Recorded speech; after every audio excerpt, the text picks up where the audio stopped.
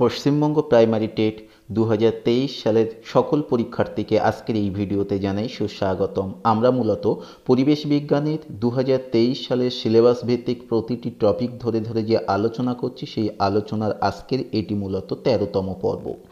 এই 13তম পর্বে মূলত পরিবেশ বিজ্ঞানের যে সিলেবাস, সেই সিলেবাসের 10 নম্বর যে বিষয়টি রয়েছে, বন, মহাসাগর, পাহাড়, নদী, হ্রদ, এই বিষয়গুলির মধ্য থেকে মূলত আজকের এই পর্বে আমরা আলোচনা করব বন, মহাসাগর এই দুটি বিষয় নিয়ে।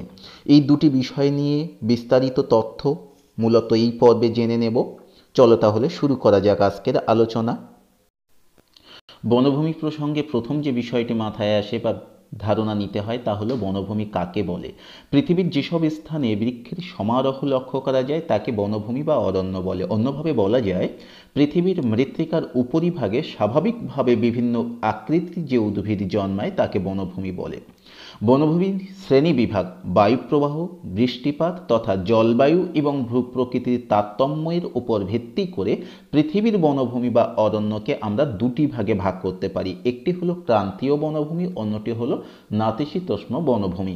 এই ক্রান্তীয় বনভূমির মধ্যে আবার বেশ কয়েকটি ভাগ বা বৈশিষ্ট্য আমরা লক্ষ্য করতে পারি। ক্রান্তীয় বনভূমিকে আবার বেশ কয়েকটি ভাগে আমরা সেই দিক দিয়ে ভাগ করতে পারি।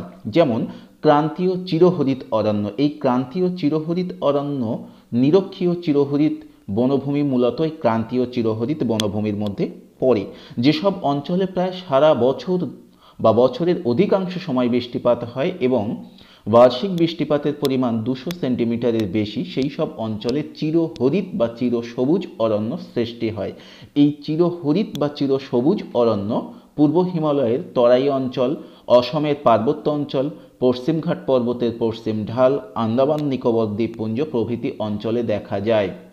মূলত আমাদেরকে এখান থেকে যে তথ্যগুলো জানা উচিত, ক্রান্তীয় চিরহরিত বনভূমির বৈশিষ্ট্য বা নিরক্ষীয় চিরহরিত বনভূমির বৈশিষ্ট্য এবং সেখানে বার্ষিক বৃষ্টিপাতের পরিমাণ কত, সেই অঞ্চল হিসাবে যে জায়গাগুলি রয়েছে বা নিরক্ষীয় চিরহরিত বনভূমির লক্ষণযুক্ত বনভূমিগুলো কোথায় রয়েছে এবং এই নিরক্ষীয় চিরহরিত বনভূমির উদাহরণ বা এখানে যে বৃক্ষ গাছ জন্মায় সেই গাছগুলির নাম আমাদের জানতে হবে। এই তথ্যগুলোই মূলত আমাদেরকে এখানে জেনে রাখা উচিত। নিরক্ষীয় চিরহরিত অরণ্যে বা বনভূমিতে যে বৃক্ষগুলি পাওয়া যায়, শিশু, গর্জন, রোজউড, মেহগনি, চাপলাস, বোগানোমা, নাহার, লোহাকাঠ, রাবার, বাঁশ ও আবলুস ইত্যাদি।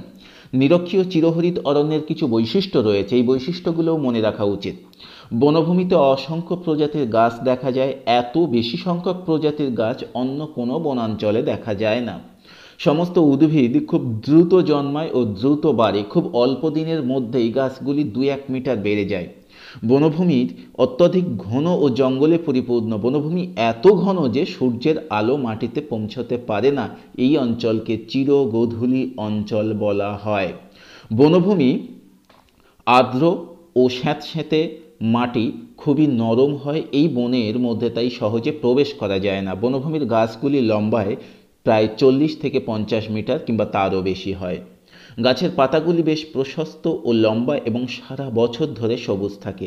গাছগুলি ডালপালা বিস্তার করে গায়ে গায়ে লেগে থাকে এবং খোলা ছাতার মতো চাঁদোয়া তৈরি করে।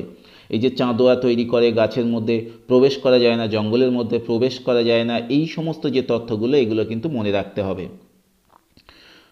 গাছের শাখা প্রশাখায় অর্কিড জাতীয় পরগাছা জন্মায়। এক গাছ থেকে অন্য গাছে এসে মোটা কাছির মতো লতানে বিস্তৃত এদের লায়না বলে। লায়না দেখা যায় নিরক্ষীয় চিরহরিত অরণ্য। লায়না কাকে বলে সে বিষয়টিও এখানে রয়েছে। এক একটি লাইন আর কয়েক কিলোমিটার দীর্ঘ হয়। এই লায়না, এক একটা লায়না কয়েক কিলোমিটার দীর্ঘ হয়। ক্রান্তীয় চিরহরিত অরণ্যের গাছগুলি হল আবলুস, মেহগনি, রোজউড, রাবার এবং সিনকোনা। ক্রান্তীয় চিরহরিত অরণ্য হল নিরক্ষরেখার 28 ডিগ্রি উত্তর ও দক্ষিণের মধ্যে ক্রমবর্ধমান ক্লোজড ক্যানোপি অরণ্য। ক্রান্তীয় চিরহরিত অরণ্যের সর্বশ্রেষ্ঠ একক এলাকা হল আমাজন অববাহিকা, দক্ষিণ আমেরিকার উত্তর গোলার্ধে। ক্রান্তীয় পর্ণমোচী বৃক্ষের বনভূমি অবস্থান হিমালয়ের পাদদেশে তরাই ও ডুয়ার্স অঞ্চল। ছোটনাগপুর, মালভূমি অঞ্চল, অসম সমভূমি, মধ্য ও নিম্নগঙ্গা সমভূমি, ওড়িশা মালভূমি ও উপকূল অঞ্চল, দাক্ষিণাত্য মালভূমির বিভিন্ন অংশে এই বনভূমি দেখা যায়। এটিও মূলত কিন্তু ক্রান্তীয় বনভূমির মধ্যেই পড়ে। জলবায়ু, এখানে বৃষ্টিপাতের পরিমাণ 100 থেকে 150 সেন্টিমিটার, অধিক উষ্ণতা অর্থাৎ 26 থেকে 27 ডিগ্রি সেলসিয়াস ও মাঝারি আর্দ্রতার জন্য শীতকালে গাছের পাতাগুলি ঝরে যায়। এই জন্য এই বনভূমিকে পর্ণমোচী মৌসুমী বনভূমি বলা হয়। উদ্ভিদ, এখানকার প্রধান উদ্ভিদ হলো শাল, সেগুন, শিরীষ, পলাশ, মহুয়া, চন্দন, অর্জুন, তুঁত, শিমুল প্রভৃতি। ভারতের ক্রান্তীয় আর্দ্র পর্ণমোচী অরণ্যের পরিমাণ সবচেয়ে বেশি, প্রায় 37%। ক্রান্তীয় শুষ্ক পর্ণমোচী অরণ্য অবস্থান পশ্চিমঘাট পর্বতের বৃষ্টির ছায়া অঞ্চল, মধ্য ভারতের উচ্চভূমি, আরাবলী পর্বতের পূর্বাংশ, উচ্চ গঙ্গা ও শতদ্রু সমভূমি অঞ্চলে বিচ্ছিন্নভাবে এই বনভূমি দেখা যায়। জলবায়ু, এখানকার বৃষ্টিপাত 50 থেকে 100 সেন্টিমিটার, উষ্ণতা 28 থেকে 30 ডিগ্রি সেলসিয়াস এবং আর্দ্রতা 40 থেকে 50 ডিগ্রি। প্রধান উদ্ভিদ এই বনভূমি অঞ্চলে সাবাই ঘাস, পলাশ, কুল, শিরীষ, আম, জাম প্রভৃতি গাছের উপস্থিতি দেখা যায়। মূলত এই অঞ্চলকে সাভানা তৃণভূমি বলা হয়। এবারে আসি নাতিশীতোষ্ণ বনভূমি। নাতিশীতোষ্ণ বনভূমি, এখানে বৃষ্টিপাতের পরিমাণ 75 থেকে 150 সেন্টিমিটার এবং বার্ষিক গড় উষ্ণতা 20 ডিগ্রি সেন্টিগ্রেড।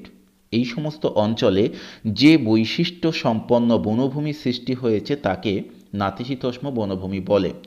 এই নাতিশীতোষ্ণ বনভূমির মধ্যে ভূমধ্যসাগরীয় বনভূমি আছে।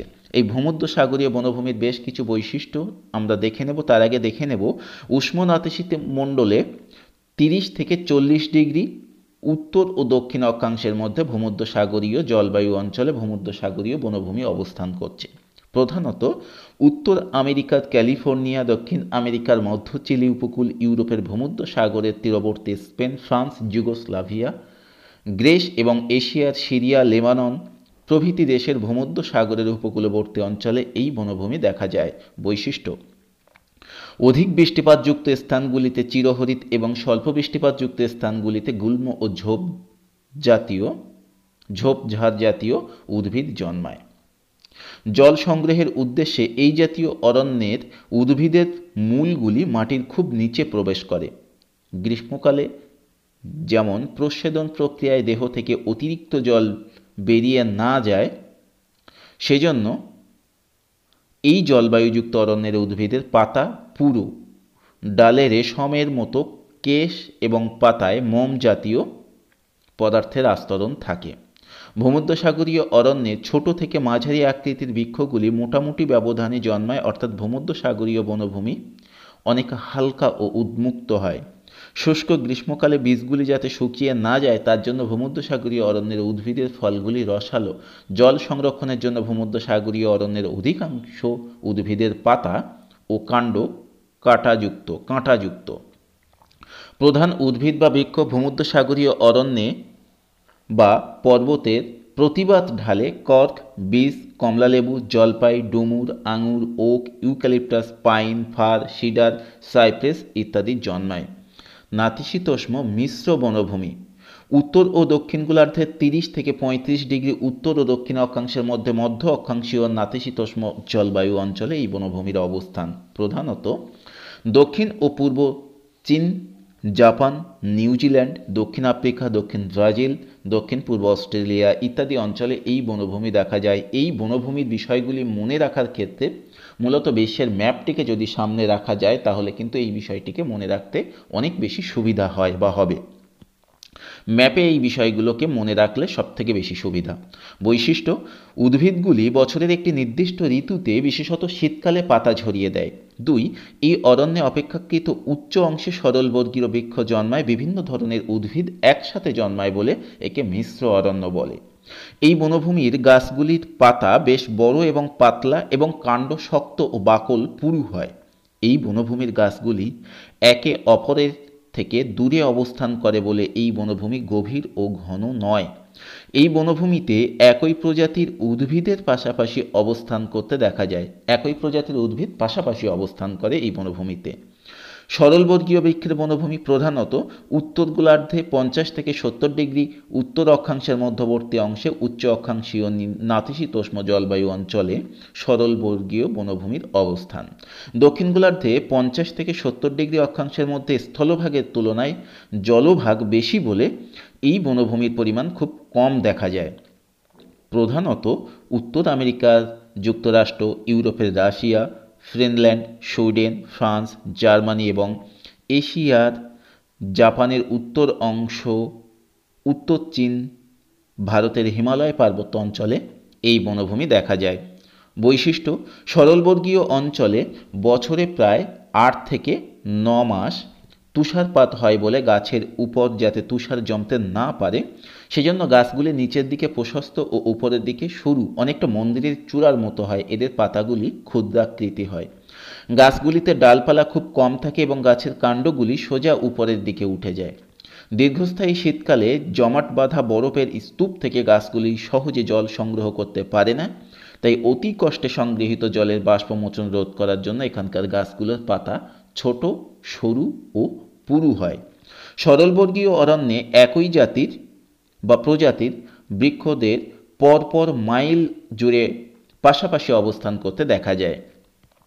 এই অঞ্চলের বা এই অরণ্যের ভূমিভাগ বছরের প্রায় 8 থেকে 9 মাস বরফাবৃত থাকে বলে অরণ্যের তলদেশে কোনো রকম ঝোপঝাড় বা লতা গুল্ম জন্মায় না। অরণ্যের তলদেশ সবসময় পরিষ্কার থাকে। এই অরণ্যের অধিকাংশ বৃক্ষের কাঠ খুব নরম ও হালকা হয়।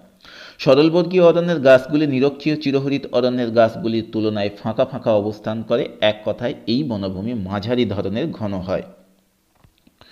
এবারে ম্যানগ্রোভ অরণ্য। উপকূলীয় বনভূমি বা ম্যানগ্রোভ অরণ্য গঙ্গা, গোদাবরী, কৃষ্ণা, কাবেরী নদীর বদ্বীপ অঞ্চলে, আন্দামান ও নিকোবর দ্বীপপুঞ্জের উপকূল ভাগে জোয়ার ভাটা অধ্যুষিত লবণাক্ত মাটিতে এই ধরনের উদ্ভিদ জন্মায়। জলবায়ু: অধিক উষ্ণতা ও বৃষ্টিপাতের প্রভাবে এই বনভূমির বিকাশ ঘটে। প্রধান উদ্ভিদ: সুন্দরী, গরান, গেও, কেওড়া, গোলপাতা, পশুর, আগর, হোগলা। পশুর এটিও কিন্তু এক ধরনের কাঠ, শক্ত কাঠ প্রভৃতি এই বনভূমির প্রধান উদ্ভিদ। সমুদ্র ও নদী তীরবর্তী অঞ্চলে জোয়ারের জলের ওঠানামা এবং কর্দমাক্ত লবণাক্ত মাটিতে উদ্ভিদগুলি টিকে থাকার জন্য অনেক উদ্ভিদের ঠাসমূল বা ঠেসমূল, শ্বাসমূল ইত্যাদি দেখা যায়। ভারতের প্রায় 0.6% বনভূমি এই প্রকৃতির। আয়তনের দিক থেকে মধ্যপ্রদেশে অরণ্যের পরিমাণ সবথেকে বেশি, তারপর অরুণাচল প্রদেশ, ছত্তিশগড়, উড়িষ্যা, মহারাষ্ট্র। অরণ্য সম্পর্কে কিছু তথ্য এখানে মূলত রয়েছে আলাদা করে। শতকরা হিসাবে অরণ্য আচ্ছাদনে মিজোরাম রাজ্য প্রথম। মিজোরামে প্রায় 85.41% ভূমি অরণ্য দ্বারা আবৃত। এরপর অরুণাচল প্রদেশ 7.63%, মেঘালয় 76.33%, মণিপুর 75.46%। ভারতে মোট ম্যানগ্রোভের পরিমাণ 4,975 বর্গ কিমি। ভারতের অরণ্য গবেষণা কেন্দ্র অবস্থিত দেরাদুনে। ভারতের প্রথম জাতীয় অরণ্য হল উত্তরাখণ্ডের জিম করবেট ন্যাশনাল পার্ক। জাতীয় অরণ্যের সংখ্যা সবচেয়ে বেশি মধ্যপ্রদেশে। পৃথিবীর সর্বাধিক বনভূমি আছে কোন দেশে? রাশিয়ায় বিশ্বের বৃহত্তম বনভূমি রয়েছে। রাশিয়ায় প্রায় 815 মিলিয়ন হেক্টর জমি বন দ্বারা আচ্ছাদিত। ভারতের বৃহত্তম বনভূমি রয়েছে এই মধ্যপ্রদেশে। যে 3টি রাজ্যে সর্বোচ্চ ম্যানগ্রোভ অঞ্চল রয়েছে সেগুলি হল ওড়িশা 8 বর্গ কিলোমিটার, মহারাষ্ট্র 4 বর্গ কিলোমিটার, কর্ণাটক 3 বর্গ কিলোমিটার। এবারে আসি মহাসাগর। ভূপৃষ্ঠের বিশাল বিস্তৃত গভীর ও লবণাক্ত জলরাশিকে মহাসাগর বলে। মহাসাগর শব্দটি এসেছে গ্রিক শব্দ ওকিয়ানোস শব্দ থেকে। মহাসাগরগুলিকে একটি থেকে অপরটিকে বিচ্ছিন্ন করা যায় না, এজন্য মহাসাগরগুলোকে একত্রে অনেক সময় ওয়ার্ল্ড ওশান বা গ্লোবাল ওশান বা বৈশ্বিক মহাসাগর বলে। পৃথিবীতে মোট 5টি মহাসাগর রয়েছে: প্রশান্ত মহাসাগর, আটলান্টিক মহাসাগর, ভারত মহাসাগর, দক্ষিণ মহাসাগর এবং উত্তর মহাসাগর। প্রশান্ত মহাসাগর এশিয়া মহাদেশের উত্তর এবং দক্ষিণ আমেরিকা মহাদেশ থেকে বিচ্ছিন্ন করেছে। প্রশান্ত সাগর। এর পূর্ব দিকে উত্তর ও দক্ষিণ আমেরিকা এবং পশ্চিমে এশিয়া ও অস্ট্রেলিয়া এবং দক্ষিণে আন্টার্কটিকা। মূলত সবটাই কিন্তু তথ্য কেন্দ্রিক। প্রশান্ত মহাসাগর উত্তরে আন্টার্কটিকা থেকে দক্ষিণে দক্ষিণ মহাসাগর পর্যন্ত বিস্তৃত। বিষুবরেখা প্রশান্ত মহাসাগরকে দুটি ভাগে ভাগ করেছে, উত্তর প্রশান্ত মহাসাগর এবং দক্ষিণ প্রশান্ত মহাসাগর। প্রশান্ত মহাসাগর সম্পর্কে আরও কিছু মৌলিক তথ্য। ইংরেজি প্যাসিফিক মানে শান্তিপূর্ণ, কিন্তু পৃথিবীর সবচেয়ে বেশি বড় বড় এবং শক্তিশালী ঝড় প্রশান্ত মহাসাগরের মাধ্যমে সৃষ্ট। প্রশান্ত মহাসাগরের সমুদ্র তলে হাজার হাজার আগ্নেয়গিরি রয়েছে। প্রায়ই বড় বড় ভূমিকম্প ঘটে। পৃথিবীর প্রায় 1/3 জুড়ে এ মহাসাগর অবস্থিত। 7টি মহাদেশের একত্রিতভাবে যে আয়তন, তার থেকেও এ মহাসাগরের আয়তন বেশি। এটি পৃথিবীর জলভাগের প্রায় 46% এলাকা জুড়ে অবস্থিত। প্রশান্ত মহাসাগরের উত্তর পশ্চিমে মারিয়ানা ট্রেঞ্চ পৃথিবীর গভীরতম সমুদ্রখাত, যার গভীরতা প্রায় 11,033 মিটার। আটলান্টিক মহাসাগর উত্তর এবং দক্ষিণ আমেরিকাকে ইউরোপ ও আফ্রিকা মহাদেশ থেকে বিচ্ছিন্ন করেছে। আবারও বলছে, এই বিষয়গুলো কিন্তু ম্যাপে দেখবে, তবেই ভালো মনে থাকবে। এটি আফ্রিকা এবং ইউরোপের পশ্চিমে, উত্তর ও দক্ষিণ আমেরিকার পূর্ব পাশে অবস্থিত। বিষুবরেখা এই মহাসাগরকে দুটি ভাগে ভাগ করেছে। প্রশান্ত মহাসাগরেও কিন্তু বিষুবরেখা দুটি ভাগে ভাগ করেছে, একটি উত্তর আটলান্টিক মহাসাগর, একটি দক্ষিণ আটলান্টিক মহাসাগর। আটলান্টিক মহাসাগর সম্পর্কিত আরও কিছু তথ্য। এটি দ্বিতীয় বৃহত্তম মহাসাগর, প্রথম প্রশান্ত। আটলান্টিক মহাসাগরের নামের প্রথম অংশ গিরিপ পুরাণ অ্যাটলাস বোঝায়। পৃথিবীর জলভাগের প্রায় 29% এলাকা জুড়ে অবস্থিত, যা পৃথিবীর মোট জলভাগের প্রায় 1/6 আটলান্টিক মহাসাগর অনেকটা ইংরেজি এসের মতো। কোন মহাসাগরকে ইংরেজি এসের মতো মনে হয়, এরকমভাবে অপশান থাকতে পারে। পুয়ের্তো রিকা আটলান্টিক মহাসাগরের গভীরতম খাত, যার গভীরতা প্রায় 9,219 মিটার। এ মহাসাগরের তলদেশের মধ্যভাগে শৈলশিরা রয়েছে। আটলান্টিক মহাসাগরের সাগর এবং উপসাগর সমূহ। উপসাগরের মধ্যে রয়েছে বাল্টিক সাগর, কৃষ্ণ সাগর, ক্যারিবিয়ান সাগর, ভূমধ্য সাগর, উত্তর সাগর, ল্যাব্রাডর সাগর, মেক্সিকো উপসাগর।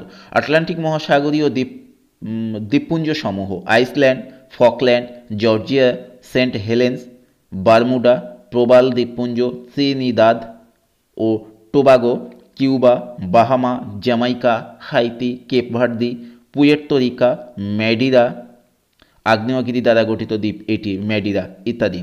এবারে আসি ভারত মহাসাগর। ভারত মহাসাগর এশিয়ার দক্ষিণ অংশ ঘিরে অবস্থিত এবং আফ্রিকা মহাদেশ থেকে অস্ট্রেলিয়া থেকে বিচ্ছিন্ন করেছে। আফ্রিকা মহাদেশকে অস্ট্রেলিয়া থেকে বিচ্ছিন্ন করেছে।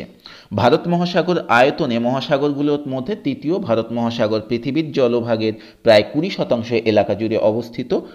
সুন্ডা খাত হল এর গভীরতম সমুদ্রখাত। ভারত মহাসাগরের সাগর বা উপসাগর সমূহ হল আরব সাগর, লোহিত সাগর, আন্দামান সাগর, জাভা সাগর, তাইমুর সাগর, বঙ্গোপসাগর, পারস্য উপসাগর, ওমান উপসাগর, এডেন উপসাগর। ভারত মহাসাগরের দ্বীপসমূহ আন্দামান ও নিকোবর, মাদাগাস্কার। পৃথিবীর চতুর্থ বৃহত্তম দ্বীপ হল এই মাদাগাস্কার। মালদ্বীপ ও লাক্ষা প্রবাল দ্বীপ। একটি প্রবাল দ্বীপ হল মালদ্বীপ ও লাক্ষাদ্বীপ, যেটি রয়েছে ভারত মহাসাগরে। Sri Lanka, Mauritius, Mauritania, Victoria. দক্ষিণ মহাসাগর। অনেক ক্ষেত্রে দক্ষিণ মহাসাগরকে প্রশান্ত মহাসাগর, আটলান্টিক মহাসাগর এবং ভারত মহাসাগরের বর্ধিত অংশ হিসাবে বিবেচনা করা হয়। এটি আন্টার্কটিকা মহাদেশকে ঘিরে রেখেছে। দক্ষিণ মহাসাগর, আন্টার্কটিকা মহাসাগর, দক্ষিণ মেরু মহাসাগর ও অস্ট্রাল মহাসাগর নামে পরিচিত। আয়তনে 5টি মহাসাগরের মধ্যে এটি চতুর্থ। এটি সারা বছর বরফে আচ্ছাদিত থাকে। অসংখ্য বড় বড় আইসবার্গ এবং প্রবল বাতাস ও বিশাল বড় বড় ঢেউ প্রায় সব সময় দেখা যায়। দক্ষিণে স্যান্ডউইচ ট্রেঞ্জে মহাসাগরের সবচেয়ে গভীরতম খাত এবং গভীরতা প্রায় 7,235 মিটার। দক্ষিণ মহাসাগরের সাগরসমূহ: আমুন্ডসেন সাগর, বেলিং হুসেন সাগর, রস সাগর, স্কটিয়া সাগর, ওয়েডেল সাগর, কিং হ্যাকন সাগর, রিজার্ভ সাগর, ডেভিস সাগর ইত্যাদি। দক্ষিণ মহাসাগরের দ্বীপসমূহ: কোলম্যান, প্রিন্স এডওয়ার্ড, রুজভেল্ট ইত্যাদি। উত্তর মহাসাগরকে অনেক ক্ষেত্রে আটলান্টিক মহাসাগরকে একটি সাগর হিসাবে চিহ্নিত করা হয়। উত্তর মহাসাগর উত্তর মেরুর বেশিরভাগ অংশকে আচ্ছাদিত করে রেখেছে। উত্তর আমেরিকা, ইউরোপ এবং এশিয়া এই তিনটি মহাদেশের উত্তর দিকে অবস্থিত উত্তর মহাসাগর, যা উত্তর মেরু অঞ্চল নামে পরিচিত। উত্তর মহাসাগর বা অ্যান্টার্কটিকা মহাসাগর প্রায় সারা বছর ধরে বরফ দ্বারা আবৃত থাকে। এটি বিশ্বের সবচেয়ে ক্ষুদ্রতম মহাসাগর। উত্তর মহাসাগরের সাগরসমূহ ব্যারেন্টস সাগর, বিউফোর্ট সাগর, পূর্ব সাইবেরিয়ান সাগর, কারা সাগর, গ্রিনল্যান্ড সাগর, লেপটেভ সাগর, বাফিন উপসাগর, হাডসন উপসাগর ইত্যাদি। উত্তর মহাসাগরের দ্বীপসমূহ পারাদ্বীপ, ব্যাসকস দ্বীপ ইত্যাদি। এবার 5টি মহাসাগরের সর্বোচ্চ গভীরতম স্থান ও গভীরতা এখানে দেওয়া রয়েছে। প্রশান্ত মহাসাগরে মারিয়ানা ট্রেঞ্চ গভীরতম স্থান, আটলান্টিক মহাসাগরের পুয়ের্তো রিকা ট্রেঞ্চ, ভারত মহাসাগরের সুন্ডা খাত বা জাভা খাত, দক্ষিণ মহাসাগরের স্যান্ডউইচ ট্রেঞ্চ, উত্তর মহাসাগরের ইউরেশিয়ান বা আর্কটিক বেসিন। পরবর্তী পর্বে আমরা মূলত পাহাড় এবং নদী, হ্রদ এই বিষয়গুলি নিয়ে আলোচনা করব। যারা চ্যানেলে নতুন তাদের কাছে অনুরোধ রইল চ্যানেলটিকে সাবস্ক্রাইব করে অল নোটিফিকেশন অন করে সঙ্গে থাকার জন্য। যদি ভিডিওটি ভালো লেগে থাকে তাহলে অবশ্যই লাইক, কমেন্ট এবং শেয়ার করবে। আজকের আলোচনা এখানেই সমাপ্ত করছি। ধন্যবাদ সকলকে।